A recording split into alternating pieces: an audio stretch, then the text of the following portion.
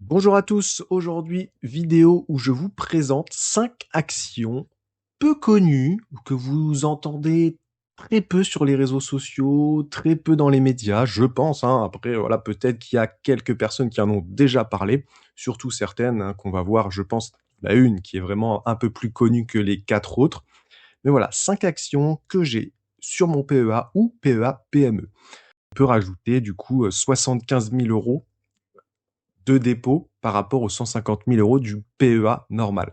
Donc quand on peut prendre ces entreprises sur le PEA-PME, c'est quand même mieux de les prendre, hein, sur cette enveloppe. Ça permet de pas un petit peu, prendre sur l'enveloppe du PEA et des 150 000 €. Et je vous commence tout de suite avec Entech. Qu'est-ce que c'est Entech? Vous en avez sûrement peut-être jamais entendu parler parce que c'est une small cap française, hein, comme on voit sur Zone Bourse, éligible PEA-PME, et je l'ai donc sur mon PEA-PME. Alors, c'est une entreprise spécialisée dans la conception, fabrication de systèmes de conversion et de stockage des énergies renouvelables, solaires, éoliennes. Par ailleurs, la société assure la construction et la mise en service des centrales photovoltaïques au sol ou en toiture. Donc voilà, c'est graphiquement, actuellement, je crois qu'elle est sur son point haut. Je l'en ai depuis, je sais plus, c'est 2021 ou 2022. Mais alors moi, j'avais acheté en 2 fois, il me semble, à 6 € et 8 €. Donc j'ai un PRU à 7,20 €, il me semble, donc par là, 7,20 €. Voilà. Donc là, on est sur une plus-value quand même assez correcte pour le moment. Elle est à 10,76 €. Alors elle est montée à 12 €. Ok, bon. Alors je suis pas plus que ça, hein, les résultats ou quoi. Je regarde de temps en temps ce qu'il se passe. Elle a un partenariat avec Eiffage. On peut même aller sur son site qui est plutôt complet. On peut voir un petit peu toutes les activités qu'elle fait, hein, voilà, énergie renouvelable. Donc c'est un petit peu un pari aussi sur le futur. Je pense que de toute façon, qu'on n'y croit pas, on sera obligé quand même, hein, bien sûr, de passer par toutes ces nouvelles énergies.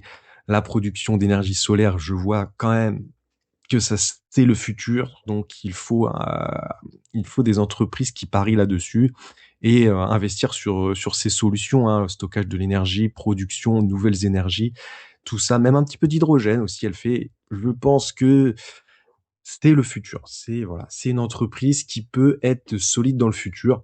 Peut-être qu'elle sera rachetée par un mastodonte, je ne sais pas. En tout cas, au niveau de son évolution, c'est plutôt pas mal. Alors acheter aujourd'hui sur les niveaux, comme on peut le voir, assez haut, même si je prends, alors elle est cotée en bourse depuis peu de temps, hein, depuis 2000, fin 2021. C'est pour ça qu'on n'a pas plus d'ancienneté que ça. Elle est rentrée en bourse du coup à 6,80 € par là. Donc c'est vrai que moi j'ai à peu près le cours de bourse de l'IPO, et elle monte tranquillement, même si pour l'instant elle a quand même fait des chutes assez violentes en 2024. Passer sous les 5 €, c'était vraiment une très bonne porte d'entrée, je trouve. Mais voilà, alors je trouve que c'est encore une porte d'entrée sympathique sur les 10 €. À voir, hein, si ça vous intéresse, mais faites vos propres recherches, bien sûr. Je vous présente juste l'entreprise. On voit qu'elle a quand même des estimations de croissance intéressantes, hein. Bon après, voilà, hein, c'est pas non plus encore spectaculaire, mais on ne sait jamais. Ça peut être évolutif tout ça, et ça peut rentrer à, ça peut être pas mal du tout pour le futur. Sur l'année en cours, on est à plus 36%. C'est vrai que c'est vraiment cette année-là qu'elle a commencé à exploser. J'ai envie de dire qu'elle a passé vraiment les 10 € depuis un certain temps, hein, depuis le début de l'année. Là, on était à 8, 9, et maintenant on reste au-dessus des 10. Donc, à voir si ça tient. Mais en tout cas, c'est une entreprise sympathique à mettre en PEA-PME. Donc à voir si ça vous intéresse, hein. Bien sûr, pas de conseils en investissement ou quoi. C'est vraiment juste, je vous présente des entreprises. Faites toujours vos propres recherches, hein. Ne suivez pas bêtement parce que je l'ai, hein, ou parce que vous allez entendre parler d'une entreprise, quelqu'un va vous promettre un fois 10, il ne sait pas l'avenir, moi non plus. Je pense juste que c'est une opportunité sympa et une entreprise sympathique. Alors, bien sûr, c'est une small cap, donc ne mettez pas, comme je vois parfois certains qui mettent des énormes sommes sur des small cap, et derrière, on ne sait pas, ça peut être très volatile. Celle-là, elle n'est pas énormément, mais elle peut le devenir, on ne sait pas. Donc mettez pas non plus, les small caps, ça doit représenter 10-15% de votre portefeuille global. Ayez toujours une bonne base en ETF, si vous faites de l'ETF. hein, les ETF larges, hein, World, SP500, Acqui, Nasdaq ou quoi. Même Europe, hein, bien sûr, ou emerging market un petit peu aussi, pourquoi pas. Et ou alors si vous faites vraiment que du stock picking avec des valeurs vraiment de référence, en base, c'est quand même mieux que d'avoir par exemple 50% de N-Tech en portefeuille. Là, vous prenez quand même un risque assez important. La deuxième entreprise, je l'en avais déjà fait une vidéo il y a l'année dernière, c'est la Société des Bains de Mer de Monaco. Oui, le nom peut faire rire, hein, Bains de Mer de Monaco. Qu'est-ce que c'est que ça? Ben, en fait, c'est un petit peu l'entreprise de Monaco. Si on veut investir sur Monaco, c'est cette entreprise et cette action qu'il faut acheter. Elle est vraiment exposée à tout ce qui est hôtel. Alors, on peut même aller voir le site tout de suite. Voilà, elle a tous les hôtels, pas tous les hôtels de Monaco, mais les gros hôtels de Monaco. Pour ceux qui connaissent l'hôtel de Paris, l'Hermitage, le Monte Carlo Bay Resort. Elle a le casino aussi de Monte Carlo, du coup. Casino Café de Paris. Enfin, voilà, ceux qui connaissent Monaco vont vite faire le lien. Elle a pas mal de restaurants aussi, hein, donc c'est vraiment l'entreprise pour investir sur Monaco. Alors, celle-ci, moi, j'en ai acheté l'année dernière à 105 euros. Et je suis en plus-value, du coup, puisqu'elle est à 131 euros actuellement, à l'heure où je tourne la vidéo. Donc pas mal du tout pour cette entreprise monégasque. D'ailleurs, elle a bien baissé là ces derniers jours. Je vois ça, moins 3,57, moins 0,37, moins 0,74, moins 50. Alors après, c'est pas le genre d'entreprise où je vais faire du court terme, hein. Là, les entreprises que je vous présente, c'est des entreprises que je garde à long terme. Je n'ai pas précisé, mais je ne suis pas trader, donc je ne vais pas m'amuser à faire des allers-retours sur ces entreprises-là. Ce que je peux faire parfois sur d'autres entreprises, mais c'est les 5 que je vous présente là, c'est vraiment pour du long terme. Donc je ne m'amuse pas à regarder tous les jours l'entreprise ou l'évolution de l'entreprise, ça ne sert à rien quand on est long terme. Voilà, donc c'est vraiment une entreprise sympa. Alors elle a pas énormément de news plus que ça, mais voilà, là il y a les résultats bien sûr que vous pouvez retrouver sur Zone Bourse ou tous les sites, mais euh, je pense que c'est intéressant d'investir sur Monaco globalement. Moi, c'est une ville que j'adore, donc je vois aussi l'évolution qu'il y a là-bas vu que j'y vais régulièrement et je la vois pas s'arrêter non plus dans sa croissance et donc Société des Bains de Mer de Monaco va continuer pour moi cette croissance. On voit que l'hôtellerie c'est quand même plus de 50% hein, de son chiffre, mais Monaco, c'est Monaco, hein. C'est pareil, hein, pour ceux qui connaissent. Vous savez, vous comprenez ce que je dis, vous comprenez pourquoi je pense que ça peut continuer de monter. Je pense que ça va continuer de monter. C'est pour ça que je suis investi dessus. Exploitation des jeux aussi 27% et location de boutiques, espace bureau aussi, qui représente quand même presque 20%. Beaucoup d'employés, bien sûr, hein, via les hôtels, les casinos, etc. C'est sûr qu'il faut du monde. Mais voilà, c'est une entreprise que j'aime beaucoup. Et s'il y a une plus forte correction, je pense se renforcer, mais là, c'est vrai que pour l'instant, on est sur des points hauts aussi. Elle a fait un pic à 143, mais voilà, regardez le graphique, c'est quand même assez propre, hein. Si on prend après Covid, on a fait déjà presque x3. Intéressant, je trouve, comme action. Une autre entreprise que j'ai sur mon PEA, alors apparemment elle est éligible PEA-PME, celle-là aussi, c'est Coface. Alors là, je pense que les adeptes du dividende vont connaître, mais personnellement, je l'ai pas plus que ça pour son dividende parce que je l'ai depuis 2021 et j'en ai pour un PRU de 9,80 €, il me semble. Et là, elle est à 15 euros. Donc, vous voyez que j'ai un rendement. Alors, le rendement 2026 est de 8,34% pour les dividendes parce qu'elle verse un dividende de 1,40 €, il me semble. Mais moi, vu que j'ai un PRU à 9,80, j'ai un rendement sur coût qui est bien plus élevé que 8%. Du coup, rien qu'avec les dividendes, elle va me rapporter bien plus que ça, puisque j'ai acheté un très bon PRU. Et c'est ça aussi avec les actions à dividendes, c'est acheter un bon PRU.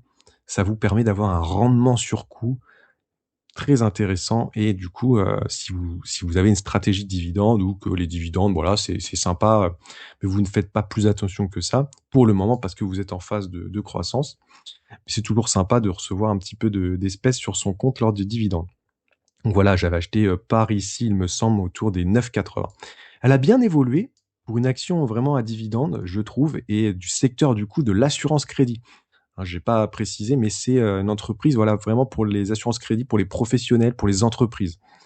Donc c'est pour ça que je pense que les particuliers ne la connaissent pas trop, mais elle fait une croissance tranquille, pépère et j'aime beaucoup parce que, justement avec le dividende, si on ajoute le dividende à ce graphique, on aurait un graphique bien plus haussier. C'est une entreprise française, hein, aussi, donc pas mal d'employés, mais vous voyez, répartition géographique, c'est ça que je voulais vous montrer. Europe de l'Ouest que 20%, Méditerranée et Afrique 30%. Alors l'Europe du Nord, ça doit être vraiment tous les pays scandinaves, 20%, Europe centrale 9%, Amérique du Nord un petit peu aussi, presque 10%, Asie-Pacifique 7% et Amérique latine 4,4%. Donc voilà, Coface pour le site, si vous voulez aller jeter un œil, c'est vraiment voilà, assurance crédit pour les entreprises, vous voyez, TPE, assurance crédit PME, voilà, crédit grandes entreprises, multinationales, recouvrement de créances, plein de choses. Voilà, ils font pas mal de choses. Alors je ne connais pas plus que ça le domaine des assurances comme ça, mais je trouve que justement ça peut être le genre d'entreprise intéressante à avoir. C'est pareil, on va pas en avoir 10-15% de son portefeuille, hein. Mais je trouve que dans une stratégie diversifiée, c'est une entreprise sympa. Alors là, ce que je vois les notations, il y a quasiment pas de notation quoi sur Zone Bourse, voilà, bon. Mais en tout cas, allez voir, ça peut être intéressant pour vous. Une quatrième action, et celle-là, je pense que c'est la plus connue des 5, c'est Amundi. Mais les gens la connaissent via les ETF Amundi. Bien sûr, bah oui, mais derrière les ETF Amundi, il y a l'entreprise Amundi. Et la voilà, l'entreprise Amundi. Elle est actuellement à 84 euros. Elle performe plutôt bien depuis le 1er janvier, plus 19,48%. Je l'en ai dans mon PEA à un PRU de 65 euros. Alors, je l'en avais acheté en plusieurs fois, alors je ne sais plus du tout, mais voilà, j'avais renforcé la dernière fois, il me semble, sur mon PRU, autour des 60-65 euros. Il me semble, c'était quand elle avait baissé en 2025 par ici, voilà, elle était redescendue sur les 60. J'avais racheté sur cette zone et j'ai bien fait parce qu'elle est remontée, hein, très fortement d'ailleurs, 70-80 euros maintenant. Alors graphiquement, c'est pareil, c'est pas dingue. On peut voir qu'elle fait beaucoup de pics en haut, elle redescend fort en bas, elle remonte, elle redescend fort. Là, on est plutôt vraiment depuis 2022 sur une phase croissante. Si on met une autre ligne ici, on a un beau canal haussier, mais on est quand même en haut là du canal haussier. Donc peut-être pas vraiment le moment d'en acheter, mais pourquoi pas la mettre en surveillance si ça vous intéresse. Pour acheter, pourquoi pas plus sur les 70, 65, voire même 60 euros pour les plus patients si elle revient. C'est pareil, c'est une action pour les pro-dividendes qui verse actuellement donc un rendement pour 2026 de 5,5%. Donc si on ajoute les dividendes à son graphique, c'est encore mieux, hein, ça ferait bien plus haussier. C'est pas mal du tout. Alors, c'est pas une petite small cap, celle-là, hein, c'est vraiment, on peut pas la mettre en PEA PME, c'est que en PEA. Mais voilà, Amundi, je pense que voilà, si on, voilà, j'ai pas le site, mais Amundi, tout le monde connaît. Alors ils sont, je crois, avec le Crédit Agricole, hein, si je dis pas de bêtises. Il me semble que c'est voilà le Crédit Agricole qui est le principal actionnaire à 68%. Donc ça appartient au Crédit Agricole en gros, hein, Amundi. Mais je préfère prendre Amundi plutôt que l'action Crédit Agricole. Voilà. Puis je crois aussi bien sûr dans tout ce qui est la gestion, donc actifs d'action, obligations, taux, gestion passive de fonds indiciels. Donc ça, c'est les ETF. Je pense que ça va continuer d'évoluer. Ça va continuer de rentrer avec l'éducation financière qui est en train de se développer. Les jeunes investissent de plus en plus en ETF ou dans les fonds actions sur leur support d'investissement. Ils font aussi de l'épargne salariale. Je pense que voilà, ça va continuer d'évoluer tout ça et ça va être bénéfique pour Amundi. Pour ça que j'ai de cette action en portefeuille, hein, tout simplement. C'est même pas c'est juste voilà, c'est Amundi, c'est quand on investit en bourse, on croit que de plus en plus de monde va investir en bourse, donc Amundi va profiter de tout ça, même si au final, comparé à BlackRock et tout ça, c'est plus petit bien sûr, mais je pense qu'en Europe, en France globalement, Amundi est largement à ce mot en France en fait. Donc je pense que ça peut vraiment continuer d'évoluer, mais voilà, même si ça évolue tranquillement, pourquoi pas atteindre à un moment les 100 euros avec un dividende sympa et j'aurai pareil un rendement sur coût très intéressant du coup. si elle continue aussi donc d'augmenter ses dividendes. Les dividendes d'ailleurs qui sont de combien sur Amundi? On peut aller voir. Je ne sais même plus, c'est 4,25 €. 4,25 €. Alors là, c'est les prévisions, hein, mais ils ont versé 4,25 € pour le dividende 2025 qu'ils ont versé en 2026. Du coup, voilà, c'est ça, 4,25 € le 9 juin. Vous voyez, c'est un dividende qui était à 4,10 €, il passe à 25, 4,25, 4,25. Pourquoi pas une augmentation aussi. Ça peut être intéressant, hein, bien sûr, pour ceux qui veulent se créer une rente en dividende. Et la dernière, alors c'est la seule des 5 où je suis en moins-value. J'ai acheté malheureusement un peu trop haut cette action. C'est Séché Environnement que j'ai sur mon PEA PME parce que c'est une small cap française. Alors voilà, graphiquement, c'est vrai que c'est pas terrible. Le problème ici, c'est que j'ai acheté dans la phase de hausse en plusieurs fois, je crois, mais j'ai un PRU à 90 €. Et j'ai été en bénéfice pendant un moment, mais malheureusement, elle est redescendue assez fort sur les 60 €. J'en ai pas racheté. Je me suis dit, voilà, je vais laisser, on va voir à plus long terme. Actuellement, elle a du mal encore à remonter aux 100 €. Elle est à 80 €.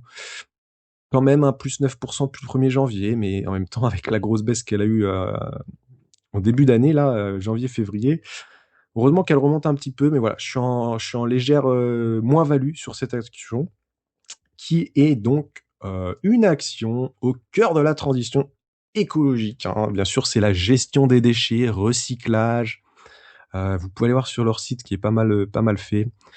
Mais voilà, c'est un petit peu tout, voilà, dépollution, gestion des déchets, traitement des déchets dangereux, traitement thermique des déchets, stockage, maintenance d'installations d'assainissement, traitement des eaux, nettoyage chimique. Beaucoup de choses aussi, un petit peu comme Entech, qui je pense est une entreprise qui va continuer d'évoluer, qui pour la transition écologique, c'est une entreprise sympa à avoir en complément de Entech, la première que je vous ai présentée. Après, le cours de bourse pour l'instant ne suit pas, mais ça peut évoluer. Voilà, c'est pareil, faut pas en avoir énormément. Elle a pas un chiffre d'affaires incroyable comme on peut le voir sur ses derniers résultats. Ça progresse quand même, hein, de 5,4%. C'est pas encore incroyable au niveau de la croissance, mais il suffit de quelques contrats pour que ça explose. Voilà un petit peu pour ces 5 entreprises que j'ai sur mon PEA ou PEA-PME. Et je pense que, dites-moi en commentaire, mais je pense que vous n'en connaissiez pas énormément, à part pour ceux qui sont vraiment pas débutants, hein, qui sont confirmés. Je pense qu'ils connaissent les 5 actions ou même 3 ou 4 sur 5. Mais pour les débutants, je pense que vous ne connaissiez pas. Donc voilà, ça permet aussi de voir un petit peu autre chose que tout le temps les Air Liquide, Total, LVMH, L'Oréal, Schneider, que tout le monde connaît maintenant. Donc voilà, pour cette petite vidéo, n'hésitez pas à mettre un like si vous avez découvert ces actions. Et dites-moi laquelle des 5 vous intéresse le plus. Merci à tous, n'hésitez pas à vous abonner et à aller voir mes dernières vidéos. Ciao tout le monde.